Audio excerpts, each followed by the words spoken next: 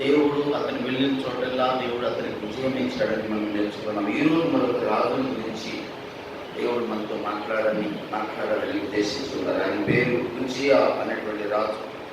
అందరూ పరిశుద్ధ గ్రంథము వెళ్ళారా? 2 దినవృత్తాంతముల గ్రంథము 26వ అధ్యాయం తీసుకొచ్చండి. 2 దినవృత్తాంతముల గ్రంథము 26వ అధ్యాయము 4-5 వచనాలను మనం ఈరోజు ధ్యానం చేసుకొని ముందుకెళ్దామండి. ధ్యానంలోకి 4-5 వచనాలు.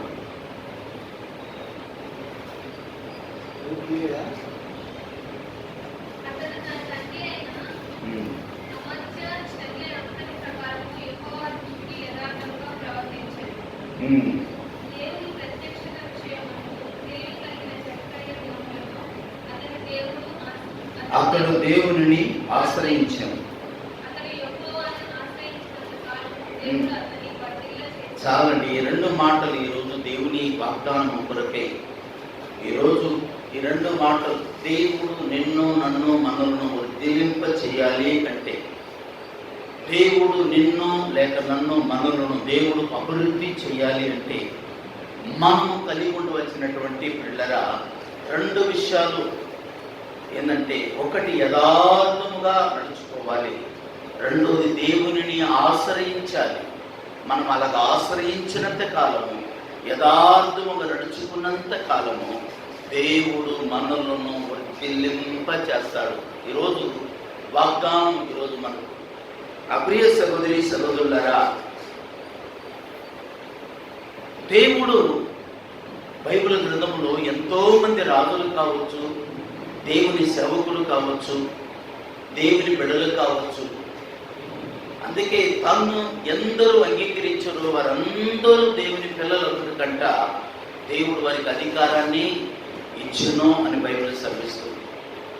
ఈరోజు కొన్ని మాటలు దేవుడు మనతో మాట్లాడబోతున్నాడు. చాలా మంది జీవితాలలో ప్రారంభం చాలా బాగా ప్రారంభిస్తూ ఉన్నారు ఆత్మీయ జీవితము, కానీ ముగింపు వచ్చేటప్పటికి ఏమైపోతుందంటే ఈనాడు చాలా మంది జీవితాలు సమాజంలో కావచ్చు, సంఘంలో కావచ్చు, దేవుని విషయంలో కావచ్చు, మనం చాలా జాగ్రత్తగా దేవుని మాటలు మనం ఆలోచించినట్లయితే ప్రారంభం చాలా బాగుంటుంది, కానీ ముగింపే చాలా బాధకరముగా ముగిస్తూ ఉంది. పిల్లల ఈరోజు ఈ వాక్యం వినబోతున్న మీ జీవితంలో ప్రారంభం ఎలా ఉందో ముగింపు కూడా మన జీవితంలో అలాగే ఉండాలి అని మనం కోరుకున్నాం ప్రభువుని. ఆమేన్.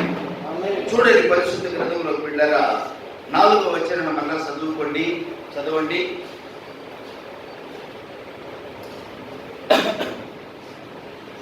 26:4 అమ్మా. ఇప్పుడే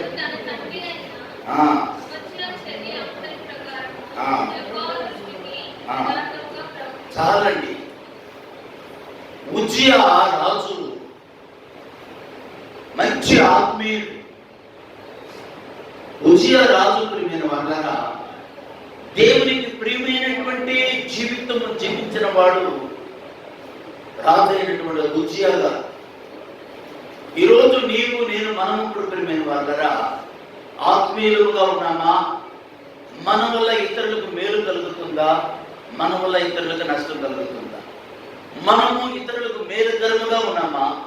మనము ఇతరులకు ఇబ్బందికరముగా లేకపోతే నష్టపరిచే రీతిలో ఉన్నాము. మేలుకరముగా మనం ఉన్నట్లయితే ఖచ్చితంగా 7వ మాసంలో నుండి దేవుడు నిన్ను నీ కుటుంబాన్ని వర్ధిల్లింప చేయబోతున్నాడు. ఒకవేళ మేలుకరముగా లేకపోతే ఈ రోజే ఒక తీర్మానం ప్రభు సన్నిధిలో చేసుకొని, ఒక ఒడంబడిక దేవుని సన్నిధిలో చేసుకొని మన ఆత్మీయ జీవితాన్ని యథార్థముగా నడవడానికి ప్రయత్నిద్దాం, ప్రయాసపడదామని దేవుని సేవకునిగా మనవి చేస్తున్నాను పిల్లరా. ఆనాడు జకరియా దినములలో పిల్లరా దేవుని ప్రత్యక్షత కొరకంట దేవుని సన్నిధిలో పిల్లరా అతడు యథార్థముగా నడుచుకున్నాడు. ఎవరిని దేవుడు ఆశీర్వదిస్తాడు, ఎవరిని దేవుడు పిల్లరా తన దృష్టిలో ఉంచుకుంటాడంటే పిల్లరా యథార్థముగా జీవించేవాడు. దేవుని నమ్ముకొని ప్రభువును వెంబడించిన తన ప్రజలంట యథార్థముగా ప్రవర్తించాలి అని బైబిల్ సెలవిస్తుంది. మన పితరులైనటువంటి ఇశ్రాయేలీలంట ఐగుప్తు దేశం నుండి వాళ్ళు బయలు వెళ్ళినప్పుడు పిల్లరా, వాళ్ళు ప్రయాణం చేసినప్పుడు ఆ ప్రయాణం అంతలో కూడా ప్రియమైన వాళ్ళరా ఎంతో మంది అంట దేవుడు ఏర్పాటు చేసుకున్న తన దాసుడైనటువంటి మోషే గారినంట ఆశ్రయించి లేకపోతే వెంబడించి అని బైబిల్ సెలవిస్తుంది. ఎవరైతే అలాగ వెంబడించి యథార్థముగా దేవుని వాగ్దాన భూమిలో అడుగు పెట్టాలని దేవుని మీద ఆనుకొని నడిచారో వారందరూ కూడా క్షేమముగా నడిచారంట. సనుక్కునేవాళ్ళు, వణుక్కునేవాళ్ళు, తిరుగుబాటు చేసేవాళ్ళు, సేవకునికి బాధ కలిగించేవారంట. మధ్యలోని కొంతమంది విషపు పురుగుల చేత అంటే పాముల చేత కానీ లేకపోతే అనారోగ్యాలతో రోగాలతో కానీ ఇలాగంట దేవుడు పిల్లరా చాలా మందిని రాలిపోయేటట్టుగా చేశారంట. ఎందుకంటే తిరుగుబాటు దేవునికి అయిష్టకరమైనటువంటిది. తిరుగుబాటు అనేటువంటిది పిల్లరా వాళ్ళు నష్టపోవడమే కాకుండా వాళ్ళ కుటుంబంలో అనేకులను ఏం చేస్తుందంటే నష్టపరిచే పరిస్థితికి తీసుకొస్తుంది. బైబిల్ చదువుతుంది మోషే మీద కోరాహు అనేటువంటి ఒక మంచి గాయకుడు, కోరాహు అనేటువంటి యొక్క కీర్తన గ్రంథంలో చాలా రాశారు. కోరాహు కుమారులు కొన్ని మాటలు రాశారు. వాళ్ళు రాసినటువంటి మాటలు ప్రియమైన వాళ్ళరా కోరాహు కుమారులు రాసినటువంటి మాటలు చాలా బాగుండేది. వాళ్ళు రాసిన కీర్తనలు కోరాహు భార్య వారితో కొంతమంది అంట దేవునికి విరోధముగా లేచి యథార్థముగా ప్రవర్తించవలసినటువంటి ఇశ్రాయేలీయులైనటువంటి ముఖ్యులైన గాయకులు అంటే ఎవరంటే చక్కగా ఆరాధనను నడిపేవారు, చక్కగా దేవుని కనపరిచేవారు, చక్కగా దేవుని సన్నిధిలో పరిచయం చేసేవారు. తిరుగుబాటు చేసి దేవునికి ప్రియమైనటువంటి వాళ్ళ బైబిల్ చదువుతుంది మోషే మీద తిరుగుబాటు చేసి వారు విరోధంగా మాట్లాడుతూ ఉండగంట వారు నిలబడినటువంటి భూమి నెరవేర్చట అందరూ భూమిలో కలిసిపోయారు. ఎంత భయంకరమైనటువంటి పరిస్థితి అండి. కారణం ఏంటంటే దేవునికి నచ్చినటువంటిది ఒకటి విగ్రహారాధన, రెండోది ప్రియమైన వాళ్ళరా దేవునికి ఇష్టకరమైనటువంటి ఏంటంటే తిరుగుబాటు. మీరు సంఘాలలోనే కాదు సమాజంలో కూడా మీరు చూడండి, తిరుగుబాటు చేసేవారు చాలా నష్టానికి దారి తీసుకుంది వాళ్ళ జీవితాలు. వారు చేసే పొరపాటు వల్ల వాళ్ళ కుటుంబాల మీద కూడా ఏమవుతుందంటే మరి నష్టము తెచ్చి పెడుతుంది. ఆకాను అనేటువంటి ఒకడు ఉంటాడు. ఎవరు మనముడు అంటే అతను ఒక మంచి మాట ఉంటుంది. ఆ ఆకాను అనేవాడు దేవుడు వెళ్ళి యుద్ధం చేసి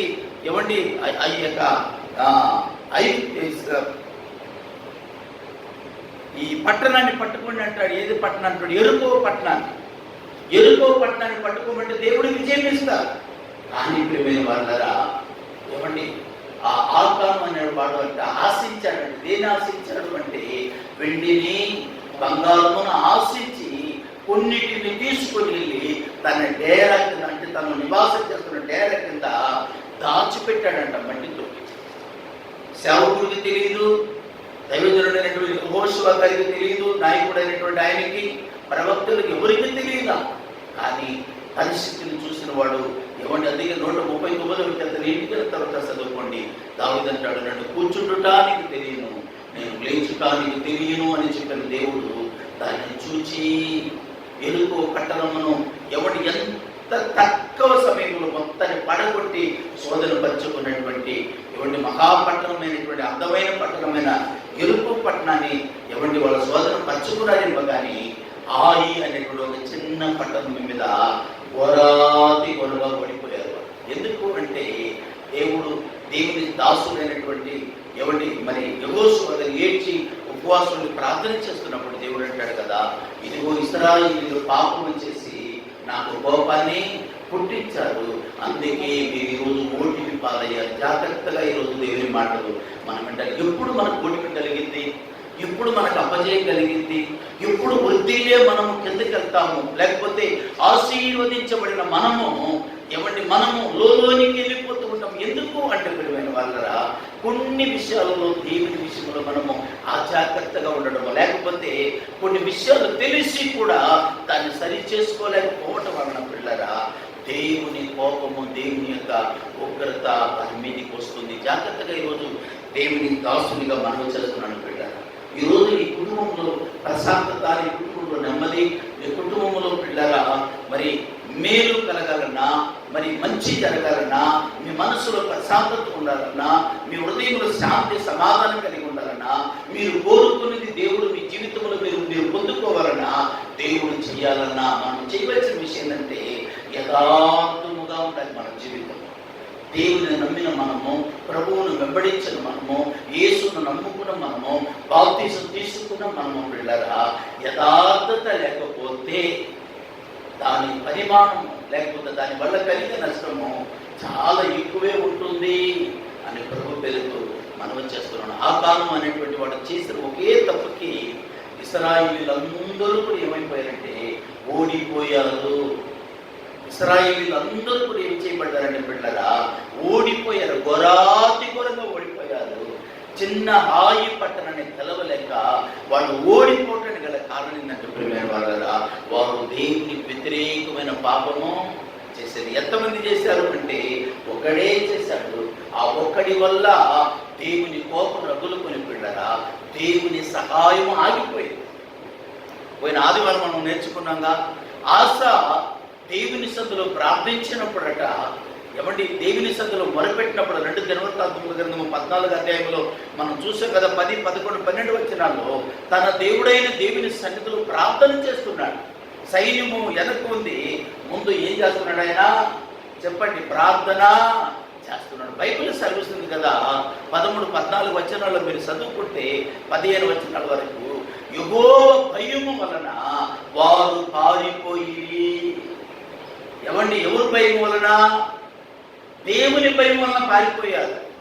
ఆ తర్వాత ఏమండి యొక్క ఆశ సైన్యము భయం వలన కూడా తర్వాత పారిపోయారు. ముందు ఎవరి భయం ఉందంటే దేవుని భయం వలన వాళ్ళు పారిపోయారు. ఈరోజు దేవుడు నీ మీదకి వస్తున్న ప్రతి ప్రాబ్లము సాల్వ్ చేయాలంటే పిల్లరా, అది దానికి ఒక విడుదల దొరకాలంటే నీవు నీ దేవుడైనటువంటి యెహోవా యందు నమ్మిక ఉంచి యథార్థముగా మనం నడుచుకున్నప్పుడు పిల్లరా, దేవుడు నీకు వ్యతిరేకముగా పన్నాగాలు పన్నుకున్న శత్రువైన సాతానుని భయపెట్టి తరిమి వేస్తాడు. దేవునికి స్తోత్రం కలుగుతుంది. భయపెడతాడు. ఎవరు భయపెడతారంటే దేవుడు భయపెడతాడు. దేవుని భయం వల్ల పారిపోతాడు. జకర్యా గ్రంథంలో దేవుడు అంటాడు కదా, మీ శక్తి చేతనైనను మీ బలము చేతనైనను కాక నా ఆత్మ ద్వారానే ఈ కార్యములు జరుగునని సైనికుడు గదిపెట్టినటువంటి యెహోవా సెలవించుచున్నాడు. మన శక్తిని బట్టి కాదు, మన జ్ఞానమును బట్టి కాదు. ఒకరోజు పౌలు శీలులు ఇద్దరు వెళ్ళి పిల్లరా, పూతోను దయ్యము పట్టినటువంటి ఒక ఆమెను ఎవరిని గద్దించినప్పుడు యేసునామములో పారిపోయింది. వాళ్ళు దండలు, పూలదండలు తీసుకొచ్చి వాళ్ళ మెడలో వేసి వీరిని దేవుళ్ళు చేసి దేవతలు చేసి ఆరాధన చేస్తుంటే వారు బట్టలను చింపుకొని వాళ్ళు అంటున్నారు కదా, అయ్యలారా మీరు ఎందుకు ఇలా చేస్తున్నారు? మా శక్తిని బట్టి, మా జ్ఞానమును బట్టి, మా బలమును బట్టి మీరు చేయలేదు. ఏ దేవుని మీరు సెలవు వేశారో, ఏ దేవునికి వ్యతిరేకంగా మీరు పాపం చేస్తున్నారో ఆ దేవుని నామమును బట్టి ఏమి బాగుపడింది. దేవునికి స్తోత్రా. అపోస్తలుల కార్యం 3వ అధ్యాయంలో కూడా పిల్లరా, ఎవడి మరి పేతురు, యోహాను అనేటువంటి ఇద్దరు దేవుని సేవకుల ద్వారా పుట్టినిని మొదలుకొని వాడు బాగుపడినప్పుడు ప్రియమైన వాళ్ళ ఏం జరిగింది అంటే, ఏమండి వాడు బాగుపడి దేవుని మందిరంలో కనబడతారు. అందరూ చూసి ఇవ్వండి వీళ్ళని గొప్పగా పొగుడుతుంటే పేతురు, యోహాను గారు పట్టించుకుని అంటారు, అయ్యలారా ఎందుకు మీరు ఇలా చేస్తున్నారు? మా వల్ల, మా శక్తిని బట్టి, మా బలమును బట్టి కాదు, మేము ఆరాధిస్తున్న దేవుడు, మీరు శిలువ వేయబడినటువంటి క్రీస్తు అనే దేవుడు ఈ రోజు ఇతనికి స్వస్థతనిచ్చాడు. చేతులెత్తి దేవునికి స్తోత్రం చెప్పండి. ఈ రోజు ఈ వాక్యం వింటున్న సహోదరి సహోదరులారా, మన జీవితంలో ఏదైనా మేలు కలిగిందన్నా, ఈ రోజు మనం ఈ స్థితిలో ఉన్నామన్నా మనల్ని మనమే గొప్పగా అనుకోకుండా ఈ రోజు మేము ఇలా ఉండటానికి ప్రభువా నీ కృపను బట్టి ఈ రోజు మేము ఉన్నాము. ఆశ యొక్క బుజ్జి జీవితంలో కూడా దేవుని సన్నిధి, దేవుని బిడ్డలారా, అలాంటి కార్యాలే జరిగింది. అతడు దేవుణ్ణి ఆశ్రయించినంత కాలము, అంటే ఎంతకాలం అంటే ప్రియమైన వాళ్ళరా 52 సంవత్సరములు. ఎంతకాలము? ఏ సంవత్సరాలట? 52 సంవత్సరములంట అతడు దేవుని ఆశ్రయించాడంట. 16 సంవత్సరాల వయసులో ఎంత ఉంటుందంటే 16 సంవత్సరాలు వయసు రాజు కావాలంటే జ్ఞానం కావాలగా, తెలివి కావాలగా. ఈరోజు మన ఆంధ్ర రాష్ట్రాన్ని పరిపాలిస్తున్న ఒక నాయకుడు 40-45 సంవత్సరాలు ఆ వయసు ఉంటుంది. ఈయన వయసు ఎంత? 16 సంవత్సరాల వయసులో ఉంటుంది. ఆ మాట 4వ వచనంలోనే 3వ వచనం ఉంటుంది అనుకుంటాను. 16వ అధ్యాయం చదవండి. 26వ అధ్యాయము 3వ వచనం అనుకుంటాను, చదవండి. ఎంత వయసు? ఆరంభించినప్పుడు ఎంతంటి వయసు? 16 సంవత్సరాలు. ఏం జ్ఞానం ఉంటుంది, ఏం తెలివి ఉంటుంది, ఏమి వివేచన ఉంటుంది. 16 సంవత్సరాలు అంటే బాలదిశ, అవునా కాదా? ఎవరి 18 అయినా దాటితే యవన దిశ, 20 సంవత్సరాలైనా దాటితే. కానీ అతని వయసు ఎంత అంటే చిన్న వయసు. ఆ చిన్న వయసులోనే అతడు దేవుని మీద ఆధారపడ్డాడు, దేవుని మీద ఆనుకున్నాడు, దేవుని నమ్ముకున్నాడు, దేవుని మీద ఆనుకున్నాడు. కాబట్టి ప్రియమైనటువంటి దేవుని సంగమా, దేవుని బిడ్డలారా, దేవుడు అతన్ని ఏం చేశాడంటే వర్ధిల్లింపచేశాడు అని బైబిల్ చదువుతాం. మనము కూడా మన జ్ఞానం బట్టి, మన తెలివిని బట్టి, మన ఆలోచనను బట్టి కాకుండా ఏది చేయాలన్నా, ఏది పూనుకోవాలన్నా, ఇక్కడ ఉన్న కుర్చీ తీసి అక్కడ పెట్టాలన్నా కూడా మనసులోనైన ప్రభా ఇది చిత్తమేనా అని ఆలోచించి మనము చేసినప్పుడు పిల్లరా దాంట్లో దేవుని తోడు ఉంటుంది. దేవుని తోడు అనేటువంటి మాట చాలా గొప్పది ప్రియమైన వాళ్ళ. ఆదికాండం 39వ అధ్యాయంలో యేసేపును యెహోవా తోడై ఉండెను గనుక అతడు వర్ధిల్లుచుండెను.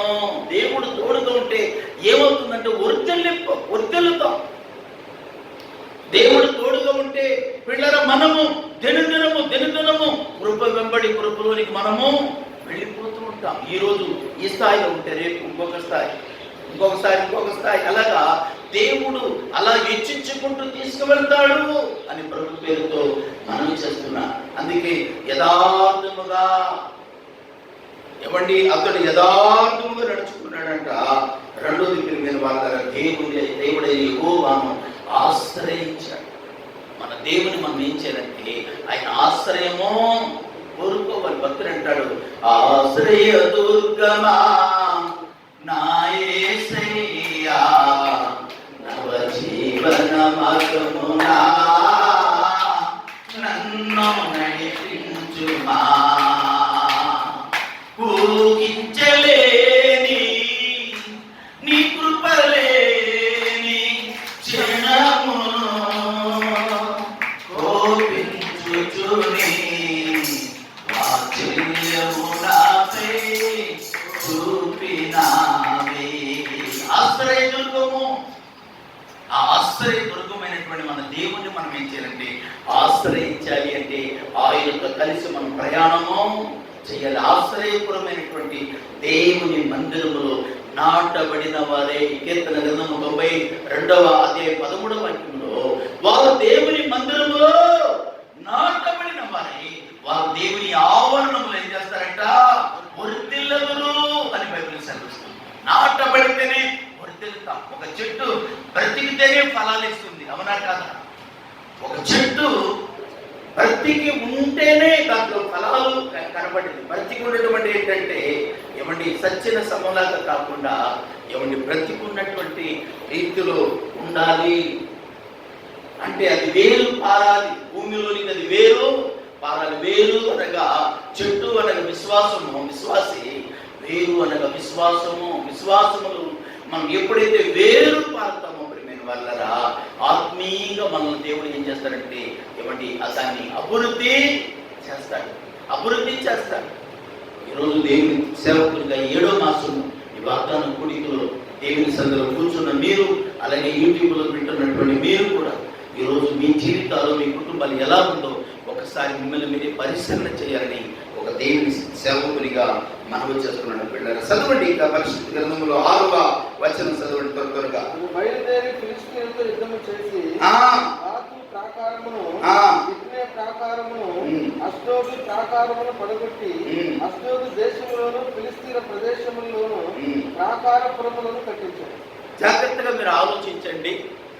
దేవుడు మనకు తోడుగా ఉన్నప్పుడు ఓటిమి ఉండదు. ఇది ఒక్కటే మీకు గుర్తు. దేవుడు మనకు తోడుగా ఉన్నాడు అనటానికి గుర్తు ఏంటంటే మనకు ఓటిమి రాదు.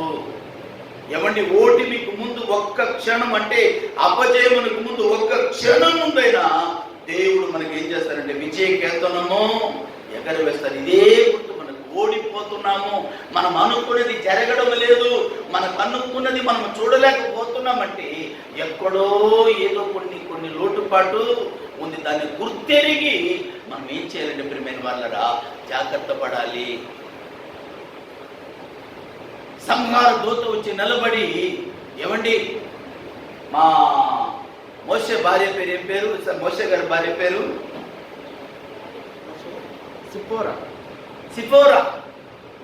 దూత వచ్చి మోషే గారిని చంపడానికి ముందు వచ్చి నిలబడి ఉంటే ఏమండి ఏం చేసిందంట సిపోరా గారు? వాడిగల రాయి తీసుకొని తన కుమారునికి సున్నతి చేసి దాని ముందు పడవేసిందంట. ముందు పడవేయగానే పడవేసి అంటుంది కదా, నిశ్చయముగా నువ్వు నా రక్త సంబంధివి అయితివి అని భర్తను చూశాను. కానీ సంహారతో చంపడానికి వచ్చిన వాడు దాటుకొని వెళ్ళిపోయాడు. దేవునికి స్తోత్రం కలుగును. జ్ఞానము కలిగి, ఎవడి వివేచన కలిగి ప్రవర్తించాలి.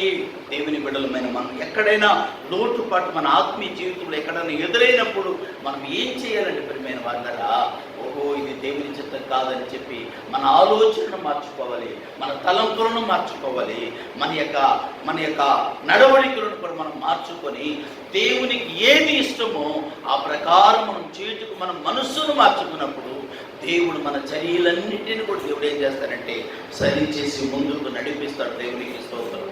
కాబట్టి పిల్లరా, ఇక్కడ ఈ ఫిలిష్తీయుల మీదకి ఏమండి ఇతని యొక్క సైన్యం వెళ్ళినప్పుడంట దేవుడు విజయమును ఇస్తున్నాడు, విజయాన్ని ఇస్తున్నాడు. ఎక్కడ ఉజ్జియా సైనికులు 3,07,000 మంది ఉన్నారంట. సైనికులు యుద్ధం చేసేవారు. ఏమండి మనం ఆత్మీయంగా మనం చూడాలంటే ఆ కాలంలో శత్రువుని ఎదుర్కోవడానికి ఉజ్జియా గారి దగ్గర 3,07,000 మంది ఏమండి శ్రేష్టమైనటువంటి గొప్ప సైనికులు ఉన్నారు, బలార్జులు ఉన్నారు. బైబిల్ అనుసారంగా మనం చూస్తే ఆ సైనికులు ఎవరు అంటే ప్రార్థనా పరులు, ఆత్మీయులు. ఏమండి ఆ ఫిలిష్తీయుల శత్రువు ఎవరంటే మన శత్రువైన సాతానుడు. వాడిని ఎదుర్కోవాలి అంటే ప్రార్థన చేసే సైనికులు మనకు కావాలి.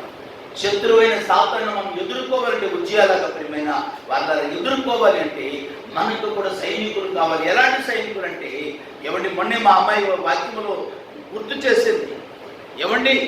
ఏమని సైనికుడు యుద్ధములో ఉన్నాడు అంటే అతడు సైనికుడుగా గుర్తించబడాలి. అతడు యుద్ధం చేయాలి. యుద్ధం చేయకుండా ఊరిక సైనికులో ఉన్నాడంటే ప్రయోజనం ఏమీ లేదు. యుద్ధం చేసేవారుగా ఉండాలి. దేవుని నమ్ముకున్న మనము, రక్షించబడిన మనము, మారు మనసు పొందిన మనము, మనము సంఘములో చేర్చబడినప్పుడు పిల్లల సైనికులుగా దేవుని నామమును బట్టి చేర్చబడ్డ మనం కూడా ఏం చేయాలంటే యుద్ధము చెయ్యాలి. మనం శత్రువుల మీద యుద్ధం చేయాలి. శత్రువుల మీద అంటే అత్త కోడలు కాదండి, మన పక్కింటి వారు, పొరిగింటి వారు కాదు మన శత్రువులు. మన శత్రువైన అపవాదిని మనం ఏం చేయాలంటే ఎదిరించాలి. అప్పుడు వారు మీ యుద్ధం నుండి పారిపోతారని యాకోబు గారు అంటున్నాడు పిల్లలు. అలాగే సామెతల గ్రంథం 28వ అధ్యాయం 1వ వచనం సెలవుస్తుంది, దుష్టుడు ఎవడునో తరమకుండానే వాడు పారిపోవును అని బైబిల్ సెలవిస్తుంది. వాడిని తరిమి కొట్టే వరకుగా మనం ఉండాలి. కాబట్టి దేవుని సంఘం, మా దేవుని బిడ్డలారా, అతడు వెళ్ళే ప్రతి చోటలల్లా దేవుడంట అతనికి విజయం ఇచ్చి అనేక ప్రాంతాలను శోధన పంచుకొని అనేకమైనటువంటి పశువులను, అనేకమైనటువంటి మంచి వ్యవసాయం చేసేటువంటి అనుభవం కలిగిన వాడంట ఆయన రాజుగారు. వ్యవసాయం అంటే చాలా ఇష్టం అంట ఆయన. ఈరోజు నీకు నాకు మనం కూడా ఇష్టపడాలి. మనము ఏం చేయడానికి? వ్యవసాయం చేయడానికి. వ్యవసాయం అంటే ఎంతో తెలుసా ప్రియమైన వాళ్ళరా? ఆత్మల సంపాదన. ఆత్మల సంపాదన.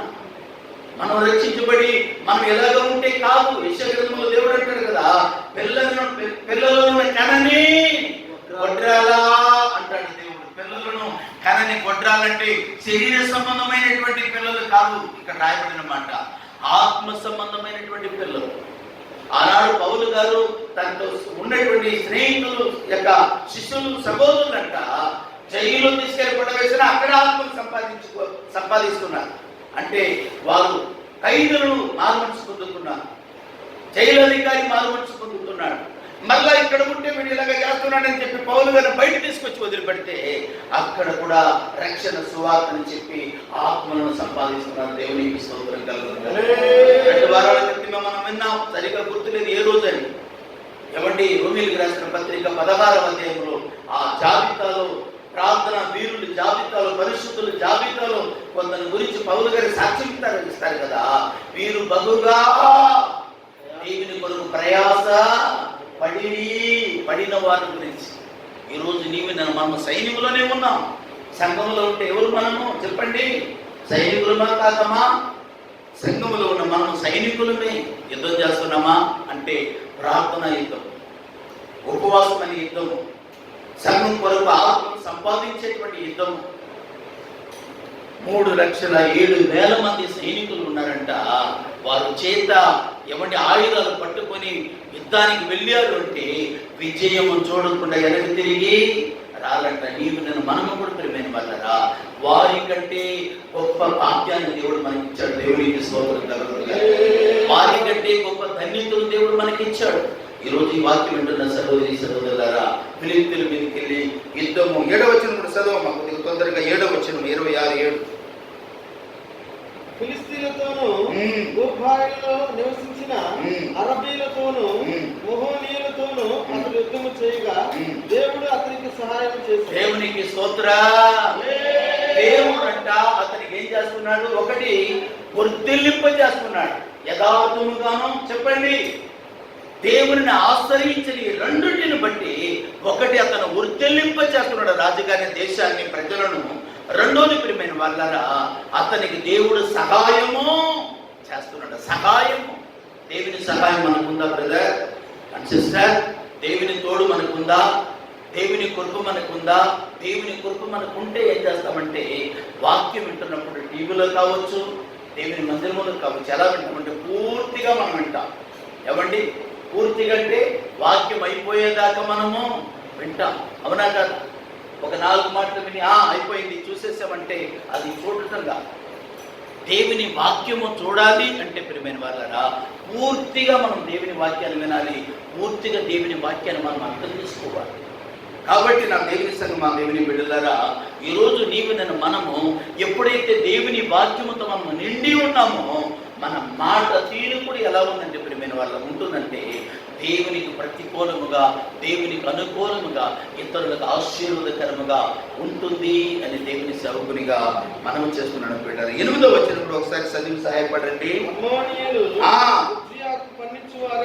ఏమండి, అమోనీయులంట ఏమండి ఉజ్జియా గారికి ఏమి ఇస్తున్నారంటే గవర్నమెంట్కి పన్ను తెచ్చిస్తున్నారు. అంటే ఆశీర్వాదం ఎలా ఉందంటే కృప వెంబడి కృపలాగా వృద్ధులుతూ ఉన్నారు వాళ్ళ దేశం. కృప వెంబడి కృప, పన్ను చెల్లిస్తున్నారు. బాబు మీ మీద మేము ఓడిపోయాము కాబట్టి మీకు మేము పన్ను ఇస్తాము, మమ్మల్ని వదిలిపెట్టు బాబు అని చెప్పి పన్ను తెచ్చి ఏమండి ఇశ్రాయేలు రాజు అయినటువంటి ఉజ్జియా గారికి ఇస్తున్నారు. అంటే దేవుడు ఉజ్జియా ఎక్కడ అడుగు పెడితే దేవుడు అక్కడ ఉజ్జియా గారికి ఏమి ఇస్తున్నాడంట? విజయమును ఇస్తున్నాడు. మీరు అక్కడి నుంచి పిల్లల 14 వచనాల తర్వాత ఇంటికి వెళ్ళిన తర్వాత చదువుకొని 14 వచనాల వరకు దేవుడు అతను వృద్ధులు చేస్తూ, అభివృద్ధి పరుస్తూ, ఆశీర్వదిస్తూ ఉన్నతమైన శిఖరములోనికి దేవుడు అతను తీసుకెళ్ళాడంట. ఏమండి, మొత్తం చెప్పాలంటే సమయం సరిపోదు, కానీ 15 వచనం 14 వచనం 15 వచనం చదవండి, 13 నుంచి చదవండి. 13 నుంచి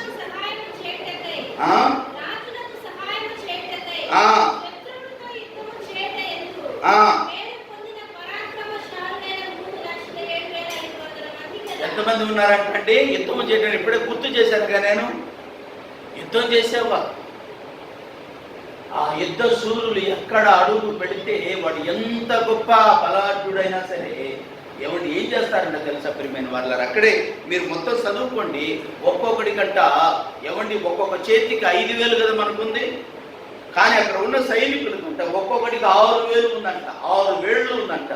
అంటే కాళ్ళలో చేతుల్లో కలిసి ఎన్ని వేళ్ళు ఉందంట? 24 వేళ్ళు కలిగిన వారు అంట. చాలా బలము కలిగిన వారు, చాలా ఎత్తు కలిగిన వారు, ఏమండి చాలా శక్తి కలిగినటువంటి వారంట ప్రియమైన వాళ్ళ. అలాగే బైబిల్ ఎంతో మంది ఉన్నారు.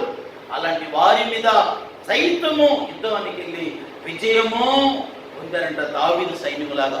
దేవునికి ప్రియమైనటువంటి దేవుని సంగమా, దేవుని బిడ్డలారా, అలాగ దేవుడు అతను వర్ధిలింప చేసుకుంటూ ఇలాగా ముందుకు సాగిపోతున్న సమయంలో 14వ వచనం చదవండి. ఇప్పుడు 14వ వచనం.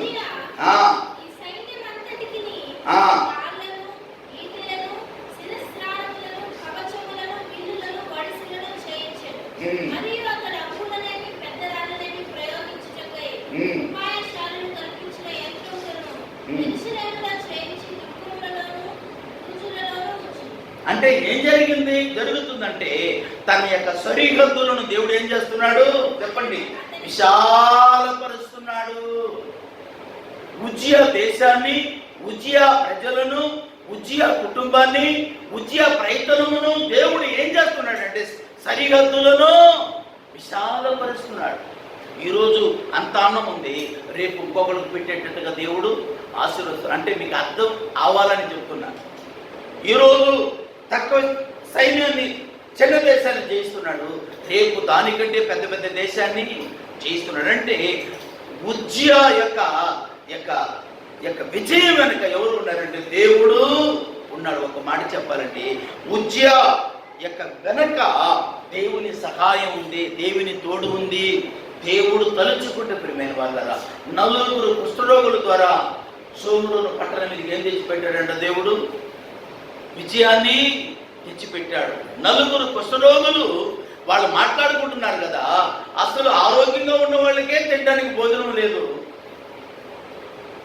2 రాజుల గ్రంథం 7వ అధ్యాయంలో ఉంటుంది ఆ మాట. తర్వాత చదువుకోండి, ఇంటికి వెళ్ళిన తర్వాత పిల్లరా అధ్యాయం అంతా చదువుకోండి. 2 రాజుల గ్రంథము 7వ అధ్యాయంలో ఉంటుంది. ఈ 4 కుష్ఠరోగులు ఏమనుకుంటున్నారంటే, మనం ఇక్కడ ఉన్నా చచ్చిపోతాము, శత్రువు దండులోనికి వెళ్ళా చచ్చిపోతాం, ఇక్కడ ఉండి చచ్చిపోవటానికంటే శత్రువు దండులోనికి వెళ్ళి పెడితే తిందాం, లేకపోతే చచ్చిపోతాం అని చెప్పి వాళ్ళ ధైర్యం తెచ్చుకొని వాళ్ళు 4 కలిసి నడిచి వెళ్తుంటారంట. ఏ ధ్వని పుట్టిందంట? ఏమంటే రథములతోనియు గుర్రములతోనియు గొప్ప సమూహపు ధ్వనియు కలుగునట్లు వినబడినట్లు యెహోవా చేయగా. సంధి చీకటి వేళ సాయంకాలం టైంలో శత్రువులందరూ 2-3 రాజులను, దేశము సైనికులందరినీ ఒకేసారి వెంట పెట్టుకొని మన మీద యుద్ధానికి వస్తున్నారని చెప్పి ఒక్కడు కూడా లేకుండా పారిపోయారు. ఎవరు కలుగు చేశారంటే దేవుడు మన పక్షుమన ఉంటే బిడ్డరా, మనము బలవంతులమా శక్తివంతులమా దేవుడు అది చూడడు. మనం ఆశ్రయించామా దేవుణ్ణి, మనం యథార్థంగా భక్తి చేస్తున్నామా, మనం నీతిగా దేవుల్లో ఉన్నామా, మనము మాట్లాడే మాటను బట్టి మన ప్రవర్తన ఉందా, మాట ఒకలా మన జీవితం ఒకలా ఉందా, లేకపోతే మన జీవితము దేవునికి అనుకూలంగా ఉందా ఆలోచించి మనం నడిచినప్పుడు పిల్లరా, మనం చేసే ప్రతి పనిలో, అందుకే అంటాడు కదా పిల్లర భక్తుడు, అతడు చేయనుదంతయో సఫలమగును అని బైబిల్ సెలవిస్తుంది. మనం చేసే ప్రతి పని సఫలం కావాలంటే ఆదికాండం 26వ అధ్యాయం 12, 13, 14 వచనంలో పిల్లరా, ఆ సంవత్సరము ఇస్సాకు విత్తనం వేసి 100 ఫలము పొందిన ఆ మనుషుడు గొప్పవాడు వరకు యెహోవా అతన్ని క్రమక్రమముగా ఆశీర్వదించను. మిక్కిలిగా అతడు మిక్కిలి గొప్పవాడు వరకు యెహోవా అతనిని ఆశీర్వదించను.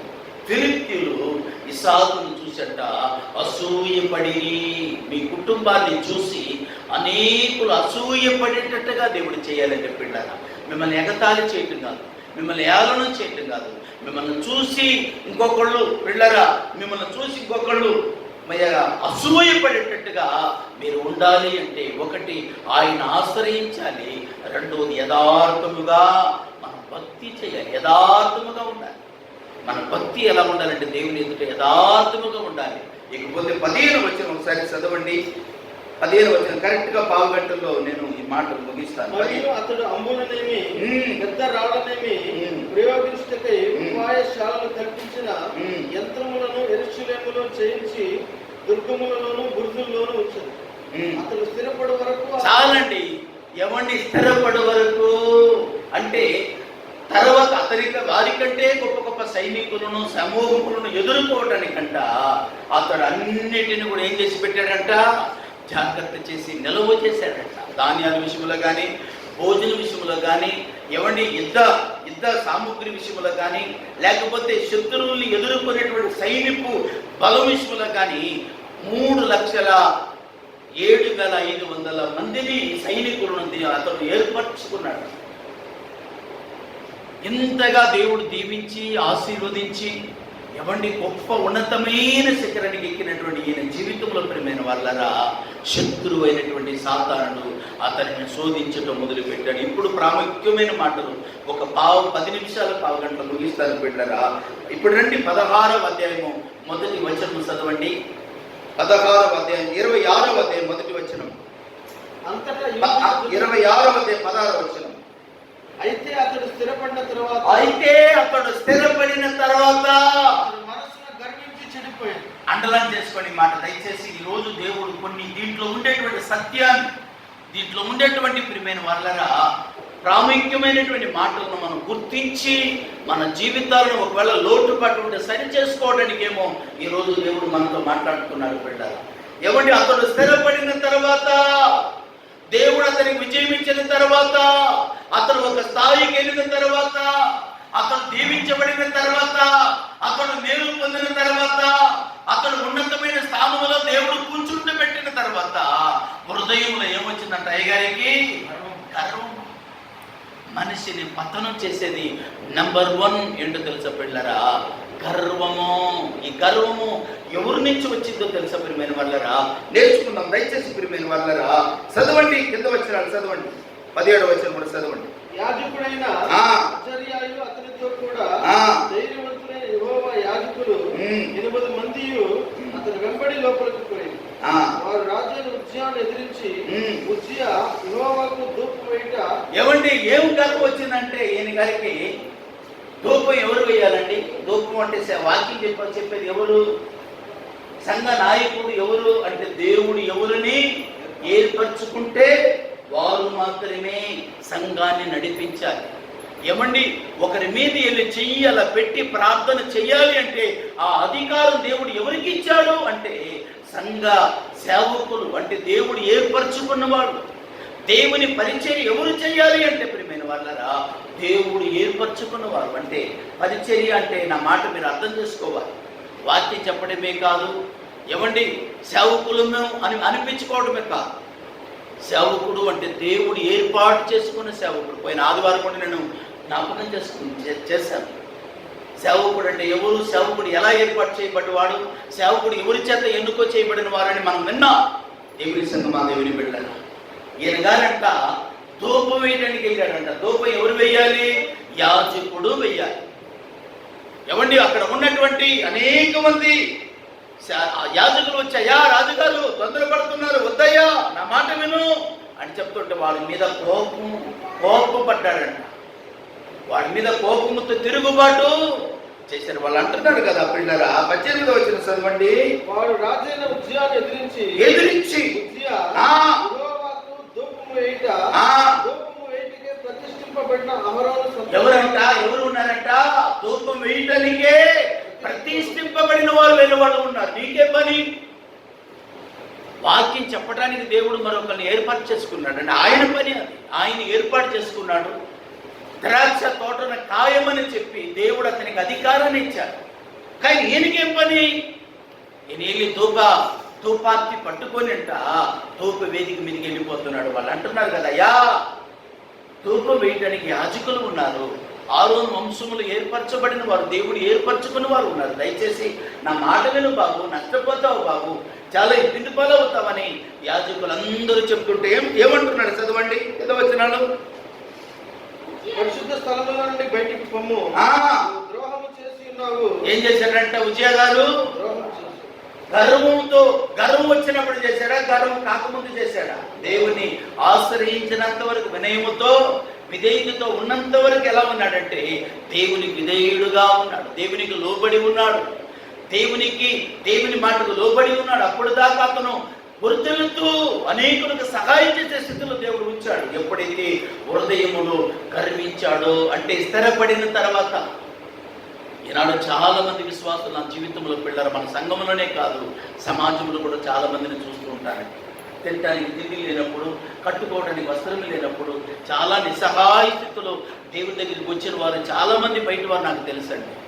వారు వచ్చి దేవుని దగ్గరికి వచ్చి మేలు పొంది దీవించబడి ఆశీర్వదించబడి దేవుడు అతన్ని ఇచ్చేస్తూ ఉండగా పిల్లలు కొంతమందిని వాళ్ళ ఏముచో కనపడుతూ ఉండిందంటే గర్వం వచ్చింది అంటే వీడు నాశనం అవుతున్నాడని గుర్తుపెట్టుకోండి. ఏదైనా సరే గర్వము మనిషిని ఏమంటే నాశనానికి నడుపుతుంది, మరణానికి నడుపుతుంది, నరకానికి నడుపుతుంది.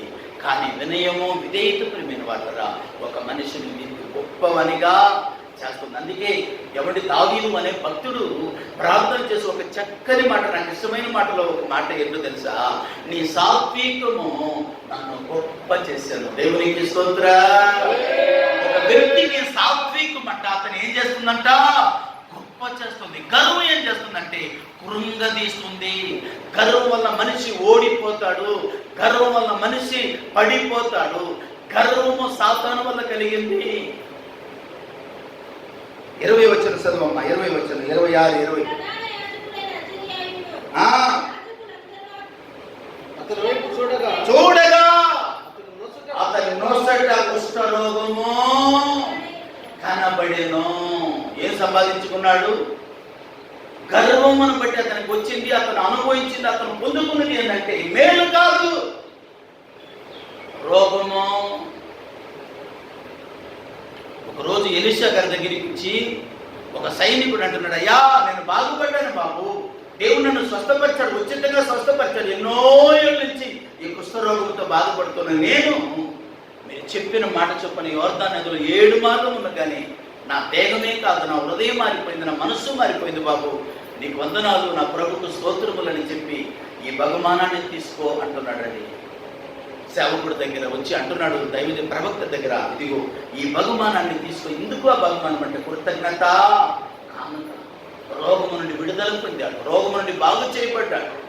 కృతజ్ఞతగా కాలం తీసుకొచ్చి వెండిని బంగారమును దుస్తులు తీసుకొచ్చి ఇస్తుంటే ఆయన అంటున్నాడు, యెహోవా జీవముతోడు నేను ఇప్పుడు తీసుకొని ఎంత బతిమాలినను అంట. ఎలీషా గారు తీసుకోవాలి. అది తీసుకునే సమయం కాదు, మేలు చేసే సమయము. దేవునికి స్తోత్రం కలుగును గాక.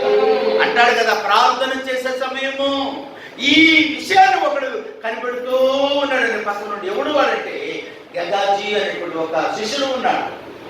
ఇదంతా చూస్తున్నాడు, దూరం నుంచి కనిపెడతా ఉన్నాడు, బాగానే నటిస్తూ ఉన్నాడు, బాగానే కనబడుతున్నాడు. వీటికి ఏం పోయే కాలం వచ్చింది ఈ దైవజనుడికి? దేవుడు ఉచితంగా తీసుకొచ్చి ఇస్తుంటే తీసుకొని ఏంటి వీడికి పిచ్చి పెట్టట్టు ఉంది అనుకుని చెప్పి సైలెంట్ గా ఉన్నాడంటే చేతులు కట్టుకుని దేవుని సేవకుని ముందు. ఎంత బతిమాలినా నయమన గారు తీసుకోవాలి. పాస్ గారు రథం ఎక్కాడు, మేఘాల మీద వెళ్ళిపోతుంటే ఎవరి ఈయన దొరకడు అనుకున్నాడేమో గగాజీ. కొంతమంది మంచి యవనస్తులను ఎవరిని పిలిచి ఆ రథాన్ని వెళ్ళి ఆపండి అని చెప్పి అక్కడికి వెళ్ళి అంటున్నాడు కదా గగాజీ. ఏమంటున్నాడు, అయ్యా మీ ముందు అయ్యగారు తీసుకోవడానికి ఇష్టపడలేదు కానీ మీరు అట్లా బయలుదేరిన తర్వాత నాకు చెప్పి మీరు వెళ్ళి తీసుకురండి, నేను తీసుకోలేదు కానీ మీరు నేను అడిగానని చెప్పి తీసుకురండి అన్నా కానీ, అయ్యో అయ్యగారు అడగాలి కానీ ఏదైనా నేను ఇవ్వగలను అని చెప్పి ఉన్నది మొత్తాన్ని తీసి ఆయన చేతులు పెట్టగాని మోసపోయిన మొత్తం దాచిపెట్టి పాస్టర్ గారి ముందు ఏమి తెలియనట్టుగా మంచి ఆత్మీయులాగా మంచి ఎవరి విశ్వాసలాగా వచ్చి నటిస్తుంటే అంతరందరిలో ఎరిగిన దేవుడు, పరిస్థితులు ఎరిగిన దేవుడు, స్థితిగతులు ఎరిగిన దేవుడు, క్రియలను ఎరిగిన దేవుడు, ఆలోచన ఎరిగిన దేవుడు, అంతరందరిలో పరిశోధించేటువంటి దేవుడు ఎలీషా నుండి మాట్లాడటం మొదలు పెట్టాడు. నాయనా ఎక్కడికి వెళ్ళాలి ఇప్పటిదాకంటే మీ దాసుడిని ఎక్కడికి వెళ్ళలేదు, యెహోవా జీవముతోడు నీ జీవముతోడు ఇక్కడనే ఉన్నాను. నువ్వు ఆ రథం వెంబడి పరిగెత్తుతున్నప్పుడు నీతో కూడా నా మనసు రాలేదా? నా మనసు అనే చోట నాలో ఉన్న పరిశుద్ధ ఆత్మదేవుడు నిన్ను వెంబడించలేదా? నోట్ చేసుకునేమాట. మనం నడిచే నడవడిక, మనం జీవించే జీవితము, మన ఆలోచన సేవకుడికి తెలియకపోవచ్చు. సేవకుడు నడిపించే ఒక ఆత్మ ఇక్కడ ఉంది. ఆ ఆత్మ పేరు పరిశుద్ధాత్ముడు. ఆయనకి తెలుసు ఆయన తన దాసునికి సమస్తమును తెలియజేస్తాడని ఈరోజు దేవుని సేవకునిగా మనం చేస్తున్నాం. యోర్దాను నదిలో వెళ్ళి మునిగి అంట బాగుపడిన తర్వాత కుష్ఠరోగం అంట ప్రియమైన వాళ్ళరా ఆ యోర్దాను నదిలో కొట్టుకొని వెళ్ళిపోతూ ఉందట చాలా దూరము. వెండిని బంగారమును ఆస్తిని దుస్తులను సంపాదించుకునే సమయం ఇదేనా అని చెప్తూ దరిద్రుడు అంటున్నాడు కదా.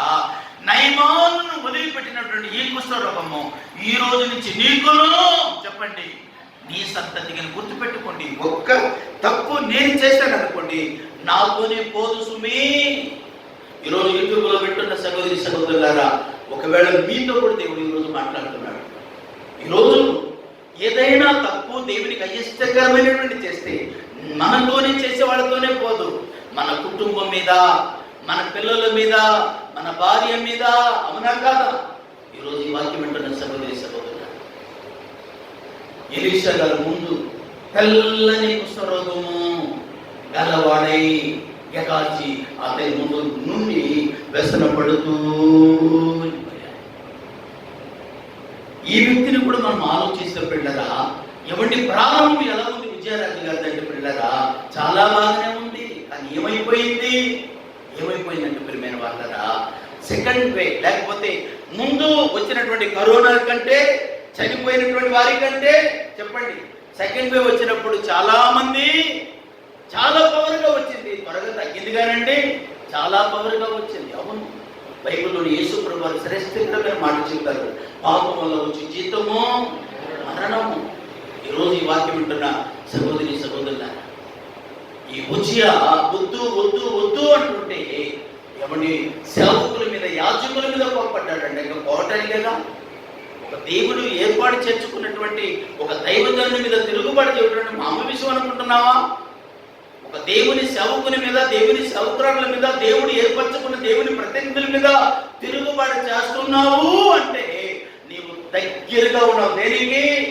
నాశనానికి దగ్గరగా ఉన్నామని గుర్తుపెట్టుకోవాలి. నేను చెప్పడం కాదండి.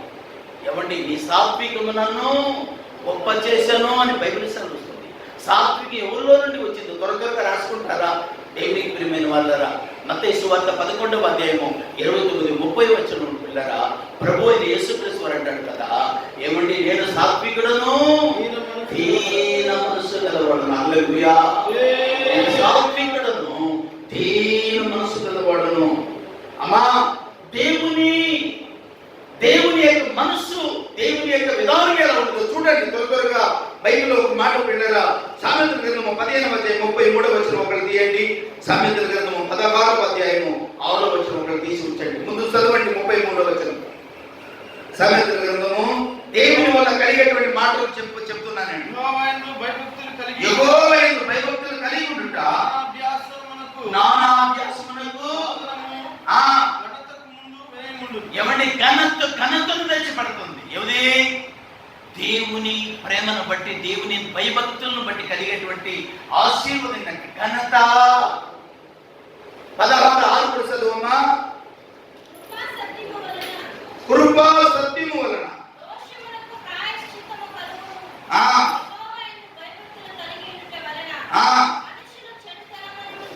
దేవునికి స్తోత్ర. మనుషుల చెడుతనం నుండి తొలగిపోతారంట. భయభక్తులు నేర్పేటువంటి మాటలు దేవుని వాక్యమందిగా దావీదు అంటాడు 19వ అధ్యాయము 119వ అధ్యాయము పిల్లరా 11వ వచనం అంటాడు, నేను పాపము చేయకుండానట్లు నీ వాక్యమును నా హృదయములో ఉంచుకొని ఉన్నాను. దేవుని వాక్యము మన హృదయములో ఉంటే భయం కలుగుతుంది. దావీదు దగ్గర చాలా మంది సైనికుల గురించి అంటున్నారు కదా, రాజా ఈరోజు సౌలు నిన్ను ఇన్ని ఏళ్ళ నుంచి 20 సంవత్సరాల కంటే ఎక్కువ నుంచి తరుముతుంది, నిన్ను దేవుడే తీసుకొచ్చి నీ ముందు ఉంచాడు రా బాబు చేసేయ్ అంటుంటే దావీదు అంటున్నాడు, వాక్యం ఉన్న దావీదు అంటున్నాడు, నేను అతనికి హాని చేయను. ఎందుకని? లోపల ఆత్మ, పరిశుద్ధ ఆత్మను పొందినవాడండి దావీదు. ఆయన అంటున్నాడు పరిశుద్ధాత్ముడు, నాయనా నువ్వు కలుగు చేసుకుంటే నేను కలుగు చేసుకోను, నువ్వు కలుగు చేసుకోకపోతే నేను కలుగు చేసుకుంటాను. దేవునికి స్తోత్రం కలుగును. కానీ ఎవరైనా మిమ్మల్ని బాధ పెట్టేవారు కానీ, మిమ్మల్ని ఇబ్బంది పెట్టేవారు కానీ, మీ మీద విరోధముగా వెనక పన్నాగాలు పడుతూ మీతో బాగా నటిస్తున్నారా? ప్రార్థన చేయి. దావీదు అంటాడు, ఐతోపేలు దావీదంట ఒకే ప్లేట్లో భోజనం చేసిన వాళ్ళంట, ఒకే ప్లేట్లో అన్నము తిన్నవాళ్ళంట. దావీదు దగ్గర బాగానే మాట్లాడి అబ్షాలోము దగ్గరికి వెళ్ళి, కొడుకు దగ్గరికి వెళ్ళి అంటున్నాడు కదా దావీదు ఆ యొక్క ఐతోపేలు, నువ్వు వెళ్ళి పలానా గుహలో ఉన్నాడు, ఇప్పుడు వెళ్ళి సైలెంట్గా వేసేయవచ్చు. ఈ విషయాలన్నీ తెలుసుకున్న దావీదు ప్రియమైన వాళ్ళగా ఆయన ఏమన్నా దేవుని సన్నిధిలో ప్రార్థన చేస్తున్నాడు. ఏమని చేస్తున్నాడంటే, ప్రభువా ఐతోపేలు యొక్క మనసును చెడగొట్టున్నాయన. ఎంత ప్రార్థన పరుడండి దావీదు, ఎంత ప్రార్థన పరుడు చూడండి. దేవుని ఆత్మ వాళ్ళు కలుగు చేసుకోరండి, ప్రార్థన చేస్తారండి. ప్రార్థన చేస్తే దేవుడే తన చిత్తాన్ని, ఎందుకంటే ఆయన న్యాయాధిపతి కదా, న్యాయము తీర్చేవాడు కదా, ఆయనకు అన్నీ తెలుసు. నా ప్రియ సహోదరి సహోదరుల, సౌలు గర్వముతో ముందుకు సాగిన సౌలు చరిత్ర ఆగిపోయింది, కానీ దావీదు చరిత్ర నేటికి దావీదు చరిత్ర మిగిలే ఉంది. కారణం ఏంటంటే దావీదులో నుండి, దావీదు వంశములో నుండి లోక రక్షకుడైన యేసుక్రీస్తు వారు వచ్చారు. ప్రైసలా సాత్వికం కలిగిన వారు, దేవుని ఆత్మగా కలిగిన ప్రభు వచ్చారు. ఎవండి కఠినమైన మనసు కలిగి, ఎవండి అన్యాయం చేసినటువంటి సభల్లో నుండి ఎవండి అతని చరిత్ర ముగించబడింది. ఈరోజు మనకి ఏ చరిత్ర కావాలి? ఈరోజు నీవు నేను మనం ఎలా ఉండాలి? ఉజ్జియా ప్రారంభం చాలా బాగుంది, ఉజ్జియా స్టార్టింగ్ చాలా బాగుంది. సంవత్సరాలు గడిచే కొలది, దినములు గడిచే కొలది, 52 సంవత్సరములు అతని జీవితంలో నెమ్మదిని, ఆశీర్వాదమును, దీవెనను మెండుగా కలుగు చేసిన తర్వాత కళ్ళు నెత్తి మీదికి వచ్చింది. ఇప్పుడు దేవుని సేవకులు చేయవలసిన పని, దేవుని యాజకులు చేయవలసిన పని వీడియోలు చేసి పాపమును తెచ్చిపెట్టుకున్నాడు. 21వ వచనం చదవండి. 26, 21.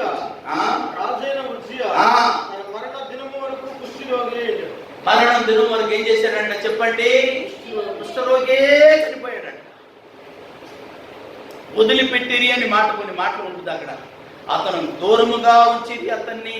చూసారా, దేవునికి దగ్గరగా ఉండి సైన్యాన్ని, దేశాన్ని, ప్రజలను ఉన్నతమైన శిఖరములను హెచ్చించిన దేవుని ఎప్పుడైతే వ్యతిరేకించి తన ఇష్టానుసారముగా ప్రవర్తించాడో దేవుడు అతను ఏం చేశాడంటే ప్రియమైన వాళ్ళ రోగముతో మొత్తి ఇంట్లో కూర్చోబెట్టి పిల్లరా తన కుమారుని ద్వారా రాజ్యాన్ని పరిపాలన నడిపించారు. ఈరోజు నీవు నేను మనము ఈ ముగింపులు నేర్చుకోవాల్సిన విషయం అంటే, మన జీవితం ప్రారంభం ఎలా ఉంది బ్రదర్ అండ్ సిస్టర్? మన జీవితం ప్రారంభం ఎలా ఉంది? ముందు ఎలా ఉన్నాము? రక్షించబడినప్పుడు, రక్షణ పొందినప్పుడు ఎంత ఆత్మీయంగా ఉండేవాళ్ళము, మారు మనసు పొందినప్పుడు ఎంత విశ్వాసంగా ఉండేవాళ్ళమే. ఇప్పుడు కూడా అలాగే ఉన్నామా? మన విశ్వాసం అలాగే ఉందా? ఏమైనా తేడా ఏమైనా ఉందా? మనకు తెలియదా? మనం ఎలా ఉన్నాం మనకు తెలియదు అంటండి. తెలుసు. ఒకవేళ లోటుపాటు ఏదైనా ఉంటే ఈ 7వ మాసం 1వ తారీఖున ఈ వాగ్దాన కుటుంబంలో దేవుడు మీతో కూడా మాట్లాడుతున్నాడు. ఈ నెల నుంచి దేవుడు మీ పట్ల కలిగిన ప్రణాళికను ఆయన నెరవేర్చాలి అన్నా, నీ జీవితంలో అది జరగాలన్నా, ఒకటి మూలవాక్యం దగ్గరికి వస్తున్న పిల్లలు, ఒకటి ఆయన్ని యథార్థముగా ఆయన సన్నిధిలో నడుచుకో, రెండోది ఆయనను ఆశ్రయించు. ఇది రెండు చేయి. సమస్తమును చేయగలిగిన సమర్థుడైన దేవుడు నీలో ఉన్నాడు. చెప్పడానికి చాలా సిద్ధపడ్డాను కానీ పిల్లరా, ఇంటికి వెళ్ళిన తర్వాత చదువుకొని పిల్లరా, ఎవరి గర్వము సాతాను నుండి వస్తుంది అని మనం విన్నాం పిల్లరా. కింద వచ్చిన ఒక్క మాట చదువుతారు కొంతగా చూడండి. ఎవరి సాతాను వల్ల కలిగే సామెతల గ్రంథం 16వ అధ్యాయం 18వ వచనంలో, నాశనమునకు ముందు గర్వము బయలు వెళ్ళును, పడిపోవడానికి ముందు అహంకారమైనటువంటి మనసు బయలువెళ్తుందంట. ఎవరి నాశనానికి ముందు అయ్యగారు పడిపోతున్నాడు అంటే ఏం జరిగినట్టు? అక్కడ ఒక దైవజనుడు నాకు బాగా తెలుసు. 28-30 ఏళ్ల క్రితము ఏబిఎం డిగ్రీ కాలేజీ గ్రౌండ్లో హెలికాప్టర్లో వచ్చి దిగాడు. ఎవరి ఒంగోలంతా అప్పుడు తుఫాను ఉంది, మొత్తం తుఫానుతో నిండి ఉంది. ఆశ్చర్యకరమైన విషయం తెలుసా? ఎవరి ఏబిఎం కాలేజీ చుట్టూ ఎవరి వర్షము పడకుండా దేవుడు ఆపేశాడు. దేవుడికి స్తోత్రం కలుగుగాక. 300-400 మంది గాయకుల బృందము, లక్షల మంది గ్రౌండ్ నిండిపోయి ఉన్నారు. ఎంపీలు, ఎమ్మెల్యేలు, రాజకీయవేత్తలు, చాలా మంది ఐఏఎస్, ఐపీఎస్ ఆఫీసర్ అందరూ ఉన్నారు. స్టేజ్ మీద వచ్చాడు ఆ దైవజనుడు. పేరెందుకు దేవునికి తెలుసు, మీలో కొంతమందికి తెలుసు. వెళ్ళి కూర్చున్నాడు, వాక్యం చెప్పాడు, వెంటనే హెలికాప్టర్ ఎక్కి వెళ్ళిపోయాడు. ఉన్నతమైన శిఖరం. సుమారు 300 దేశాల కంటే ఎక్కువగా ప్రపంచ అధ్యక్షులంట ప్రియమైన వాళ్ళరా. ఆయన కాళ్ళ మీద పడే వాళ్ళంట ఆశీర్వాదం కోసం. ఉన్నతమైన స్థానానికి దేవుడు తీసుకెళ్తే ఆయన పుట్టినటువంటి ఊరు ఒక చిన్ని గ్రామము, ఒక పేద కుటుంబంలో పుట్టాడు. ఎవడు ఒక పేద కుటుంబంలో పుట్టి గుర్తింపు లేని అతనిని దేవుడు గొప్ప చేసి ఉన్నతమైన స్థానంలో కూర్చొని పెట్టి కళ్ళు నెత్తికెక్కి గర్వించి ఈరోజు ఎక్కడ ఉన్నాడో. దీనికి బాధాకరమైన విషయం చెప్పమంటారా? ఒకరోజు ఒక TV9 ఒక ఆయన యాంకరు ఆయన అంటున్నాడు, నువ్వు అంటున్నాడు, మీరు అని కూడా చెప్పట్లా, నువ్వు మాట్లాడుతుంటే జోకర్ లాగా మాట్లాడుతున్నావు. ఒక దేశ అధ్యక్షుడండి, ప్రపంచ శాంతి దూతట ఆయన పేరు పెట్టింది పేరు. ఆయన పట్టుకొని ఒక చిన్న యాంకర్ పట్టుకొని అంటున్నాడు, నువ్వు ఏమన్నాను ఇప్పుడు ఒక మాట, నువ్వు జోకర్ లాగా ప్రవర్తిస్తున్నావు అనగానే నా గుండె జారిపోయినంతగా పని అనిపించింది. అని అంటే ప్రాణం బాగానే ఉంది ఆయన, కానీ ముగింపు ఏమైపోయింది? నేల మట్టుకు దేవుడు ఏం చేశాడు? నరికి వేయబడ్డాడు. బైబిల్ సెలవుస్తుంది పిల్లరా. యెషయా గ్రంథము 14వ అధ్యాయం 12, 13, 14 వచనాలు ఒక్క మాట చదువుతారు త్వరగా. ఈ ఒక్క మాట సాతాను వల్ల కలిగేటువంటి మనస్సు, సాతానుకు ఉండేటువంటి గుణము ఏంటో ఒక్క మాట చూడండి. ప్రధాన దూత ఆయన 14వ అధ్యాయం 12వ వచనం, అయ్యా తేజో నక్షత్రమా వేకువ చుక్క ఎక్కడి నుంచి పడ్డాడంట? ఆకాశంలో ఎక్కడ ఉన్నాడు తెలుసా? ఎవరి తూర్పున సభా పర్వతము, లేకపోతే పర్వతం అంట. దేవుని కనపరిచేవాడు, దేవుని ఆరాధించేవాడు, దేవుణ్ణి స్తుతించేవాడు, అంటే ప్రాముఖ్యమైన స్థానంలో ఉన్నాడు. దేవునికి ఆరాధన చేసేవాడు. ఏమంటున్నాడు మనసులో చదవండి. 12వ వచనం, 11వ వచనం, 11వ వచనం, ఎక్కిపోవును దేవుని నక్షత్రములకు పైగా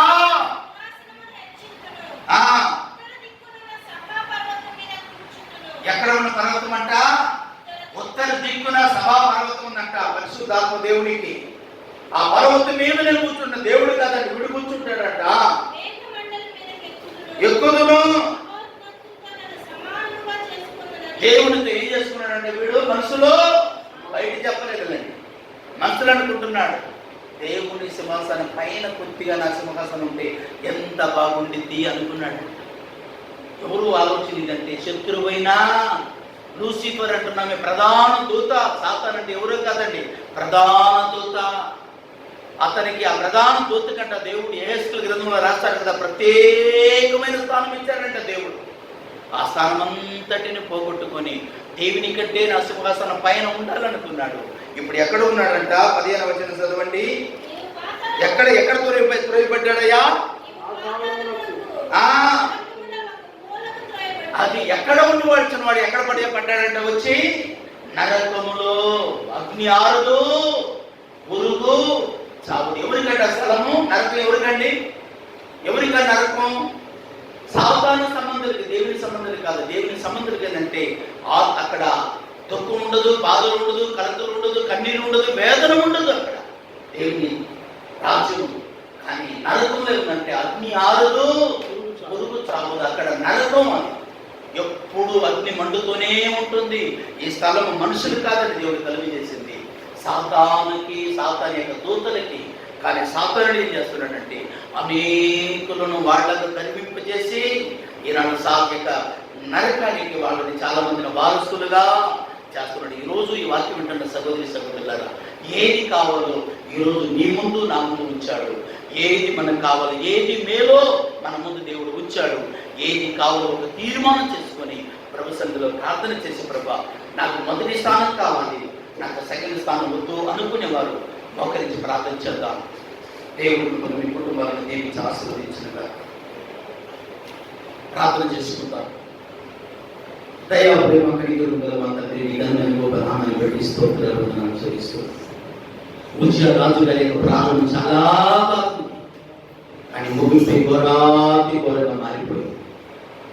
ప్రభా మిమ్మల్ని అనుసరించి యథార్థముగాను మిమ్మల్ని ఆశ్రయించినంత కాలము ఉజ్జయ రాజుని, ఉజ్జయ దేశాన్ని, ఉజ్జయ పరిపాలనను, ఉజ్జయ గవర్నమెంట్ ని ఉజ్జియా యొక్క ప్రయత్నమును సఫలపరిచాడు.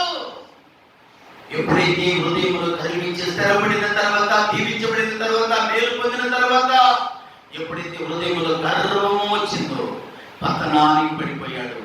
అయ్యా తండ్రి, కుష్ఠరోగంతో బ్రతికినంత కాలం కుష్ఠరోగంతో బ్రతికి చచ్చిపోయాడు. అలాంటిది మా జీవితానికి వదులుతాడు.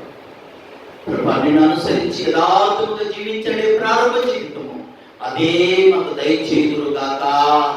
అలాగే మేము లోబడి ఉందుము గాక, అలాగే మేము బ్రతుకుదుము గాక, అలాగే మీరు వచ్చేదాకా మేము మీ దగ్గరికి చేరేదాకా అలాంటి జీవితమే మాకు కావాలి.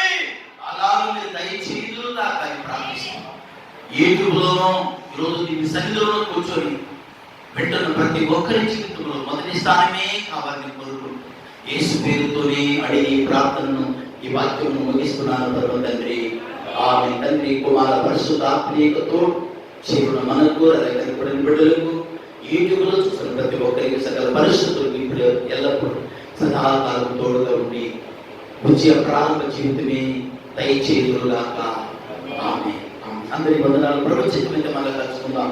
ఈరోజు యూట్యూబ్ లో చూస్తున్న సహోదరి సహోదరులారా, మీరు కూడా షేర్ చేసుకోండి, అలాగే ఇతరులకు లైక్ చేయండి, సబ్స్క్రైబ్ చేసుకోండి, ఇంకా తెలియని వాళ్ళకి తెలియచేయండి. ప్రపంచమైతే మళ్ళీ తెలుసుకుందాం. మీరు ఏదైనా ప్రార్థన అవసరతలు ఉంటే మాకు తెలియపరచండి. మా ఫోన్ నెంబర్ స్క్రీన్ మీద ఉంది. మా కొరకు ప్రార్థించండి. మీ సలహాలు, మీ ఆలోచనలు, మీ యొక్క ప్రార్థన యొక్క సహాయం మాకు అందించండి. మాకు ప్రార్థన కావాల్సిన వారు మాకు ఫోన్ చేయండి. 24 గంటలు ఎప్పుడు చేసినా పర్వాలేదు, అందుబాటులో ఉంటాం. మీ కొరకు ప్రార్థన చేస్తాం. ప్రపంచంతో మళ్ళీ కలుసుకుందాం. అంతవరకు దేవుని కృప మనందరికీ తోడుగా ఉంటుంది గాక. God bless you all.